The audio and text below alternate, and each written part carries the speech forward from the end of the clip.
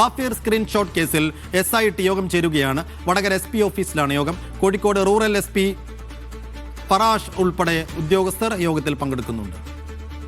മുഹമ്മദ് അസ്ലം വിശദാംശങ്ങളുമായി ചേരുന്നു. അസ്ലം, ഈ കേസ് റീഓപ്പൺ ചെയ്തത് ഒരു വളരെ പ്രധാനപ്പെട്ട ഒരു മൊമെന്റായി നമ്മൾ കാണുകയാണ്. അർത്ഥത്തിൽ ഇപ്പോൾ SIT ചേരുന്ന യോഗത്തിൽ എന്തെല്ലാം കാര്യങ്ങൾ ചർച്ചയാകും? ഈ അന്വേഷണത്തിന്റെ സ്വഭാവം, അതിന്റെ ഗതി സംബന്ധിച്ച് എന്തെല്ലാം സൂചനകൾ ഇപ്പോൾ നമുക്ക് കിട്ടുന്നുണ്ട്?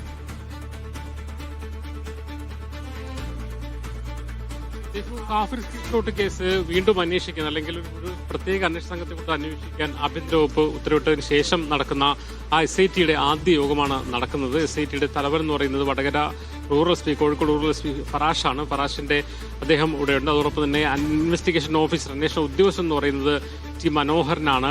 ക്രൈംബ്രാഞ്ച്, റൂറൽ ക്രൈംബ്രാഞ്ചിലെ DYSP ആണ്. അദ്ദേഹവും എത്തിച്ചേർന്നിട്ടുണ്ട്. അതോടൊപ്പം തന്നെ വടകരയുള്ള CA AV ദിനേശ്, അതോടൊപ്പം തന്നെ രഞ്ജിത്ത്, ശ്രീജ തുടങ്ങി മറ്റു അന്വേഷണ സംഘത്തിലെ 7 പേരും ഇപ്പോൾ ഹാജരായിട്ടുണ്ട്. സ്വാഭാവികമായിട്ടും അന്വേഷണം ഒരു ഘട്ടത്തിൽ അൺഡിക്റ്റഡ്, അല്ലെങ്കിൽ പ്രതികളെ കണ്ടെത്താൻ കഴിയില്ലാത്ത രീതിയിൽ ക്ലോസ് ചെയ്ത പോലെ അവസ്ഥയിലാണ് ശരിക്കും ഉള്ളത്. അതുകൊണ്ട് തന്നെ തുടർ നീക്കങ്ങൾ എങ്ങനെയാണെന്നതിനെക്കുറിച്ചുള്ള ആദ്യഘട്ടത്തിൽ രൂപം നൽകുക എന്നതിലേക്ക് ഇന്നത്തെ യോഗത്തിൽ നിർദ്ദേശമുണ്ടാവുക. കാരണം നേരത്തെ നമുക്കറിയാം, ഇതിൽ ആദ്യഘട്ടത്തിൽ രണ്ട് FIRകൾ ഇക്കാര്യത്തിലുണ്ട്. ആദ്യത്തെ FIRൽ മുഹമ്മദ് ഖാസിം എന്ന് പറഞ്ഞ യൂത്ത് ലീഗ് പ്രവർത്തകനാണ് പ്രതി. കാരണം അയാൾ വർഗീയ ഉള്ളടക്കമുള്ള ഒരു മാറ്റർ പ്രചരിപ്പിച്ചു എന്നുള്ളതിന് അയാൾക്കെതിരെ കേസെടുത്തു. പിന്നീട് വ്യാജമായ ഒരു സ്ക്രീൻഷോട്ട് ഉണ്ടാക്കി പ്രചരിപ്പിച്ചു എന്ന പേരിൽ ഒരു കേസെടുത്തിട്ടുണ്ട്. അതിൽ ആരെയും പ്രതി ചേർത്തില്ല. ഈ 2 FIRകളാണ് ഇപ്പോൾ നിലവിലുള്ളത്.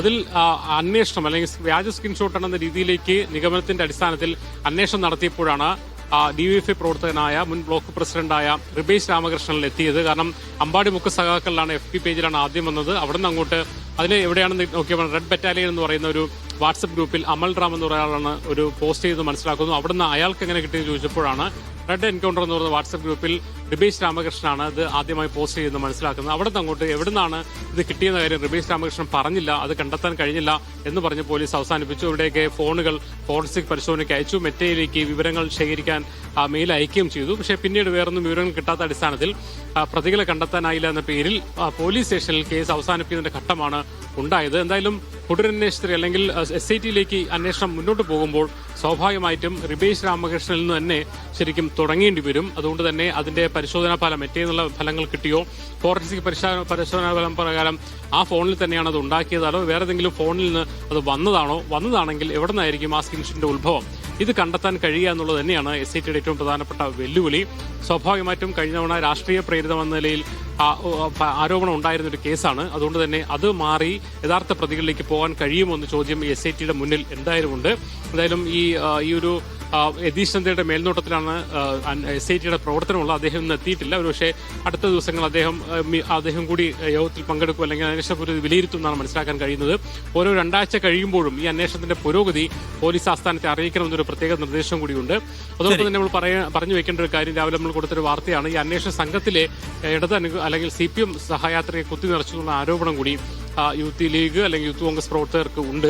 അതിൽ AV ദിനേശ്, അല്ലെങ്കിൽ പിന്നെ രഞ്ജിത്ത്, നമുക്കറിയാം വടകരയിൽ ഒരു വീട്ടിൽ അതിക്രമം നടത്തിയെന്ന പരാതിയുള്ള K രഞ്ജിത്ത് ഉൾപ്പെടെ നിരവധി CPM സഹയാത്രികരെ ഉൾപ്പെടുത്തിയെന്നുള്ള പരാതിയുണ്ട്. എന്തായാലും അത് ശരി. സംസ്ഥാനത്തെ വലിയ രാഷ്ട്രീയ കോളിളക്കമുണ്ടാക്കിയ ഒരു കേസാണ് കാഫിർ സ്ക്രീൻഷോട്ട് കേസ്. പോലീസ് അൺഡിറ്റക്റ്റഡ് എന്ന ഒരു കൺക്ലൂഷനിൽ അവസാനിപ്പിക്കാനിരുന്ന കേസാണ്. പുതിയ സർക്കാർ വന്നപ്പോൾ അത് റീഓപ്പൺ ചെയ്യുകയാണ്. പുതിയ SIT രൂപീകരിച്ചിരിക്കുന്ന SIT ഇപ്പോൾ യോഗം ചേരുന്നു. ഇനി ഈ നേരത്തെ ഉണ്ടായിരുന്ന അന്വേഷണ സംഘം അവസാനിപ്പിച്ചിടത്ത് നിന്ന് ഇവർക്ക് പുതുതായി കേസ് അന്വേഷിച്ച് തുടങ്ങണം.